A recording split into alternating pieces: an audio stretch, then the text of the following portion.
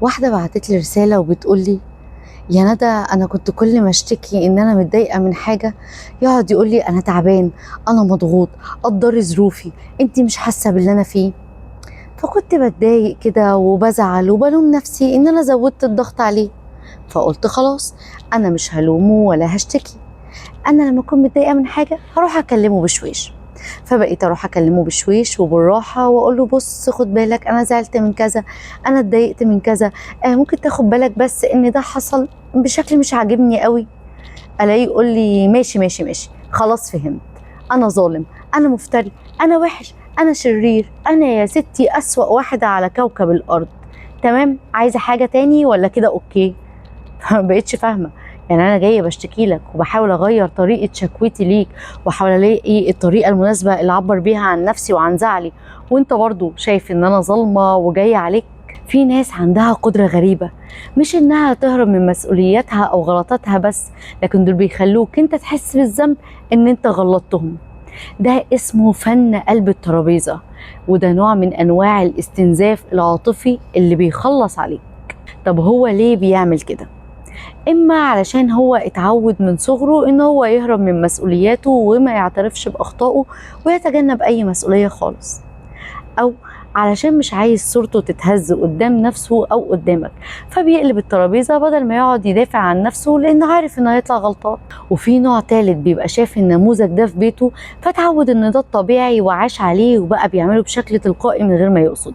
شايف ان دي العلاقه ما بين مامته وباباه، او باباه واخواته، او مامته ومامتها. هو خلاص اتعود ان ده اسلوب حياه واتطبع كده في عقله اللاواعي وبقى بيتصرف بيه من غير ما يحس. والنوع الأخير بيستخدم معاناته أو مأساته أو مشاكله، زي إنه مثلا مريض، أو لسه سايب الشغل من قريب، أو عنده مشاكل مادية، أو أي مشكلة يعني بيمر بيها، بيستخدمها درع علشان انتي ما تحاسبيهوش على أي حاجة. يعني باختصار بيعمل إن في اللي مكفيه عشان الناس تسيبه في حاله. لو انتي بتتعاملي مع شخص من النوع ده، ازاي تخليه ما يقلبش الترابيزة عليكي؟ الحاجة الأولانية، حطي حدود للموضوع اللي انتوا بتتكلموا فيه، ما يخرجش براها، ما تخليهوش يخرج بره الموضوع الأساسي.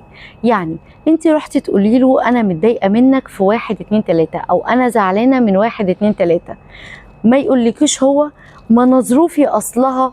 قولي له: لو سمحت اركن الظروف على جنب، أنا محتاجة رد منطقي على الحاجة دي، الحاجة اللي زعلتني دي اتعملت ليه؟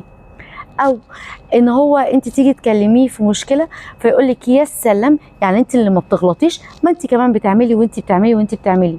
قولي له: تمام، ممكن تقولي الاول ونتناقش الاول في اللي انا جايه اكلمك فيه، وبعدين يبقى قول لي ايه غلطاتي وارد عليك فيها، انا ما عنديش مانع، بس لو سمحت خلينا دلوقتي في موضوعنا. تاني حاجه، ما تعمليش زي صاحبتنا اللي حكينا عنها في اول الفيديو، ما تتحمليش مسؤوليه مشاعره بدل ما هو اللي يتحمل مسؤوليه افعاله واخطائه.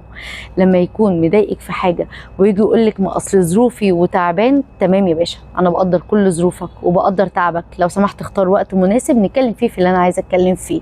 ولو فات وقت والتاني والتالت ما تكلمش، روحي وافتحي معاه الموضوع وقولي له: انا سبت لك وقتك خالص، لو سمحت احنا عايزين نتناقش. لو رجع كرر لك تاني وقال لك ظروفي ومش ظروفي، قولي له: تمام، وانا فين من حياتك؟ انا فين من ظروفك؟ حبي نفسك كفاية، أو حبي نفسك كفاية إنك ما تسيبش فرصة لحد يلبسك تهمة مش بتاعتك ويشيلك شيلة مش شيلتك، وتلاقيه علشان كل مرة يخرج من الموقف اللي هو فيه يقعد يطلع فيك انت عيوب وغلطات عشان هو بيقلب الترابيزة عليك.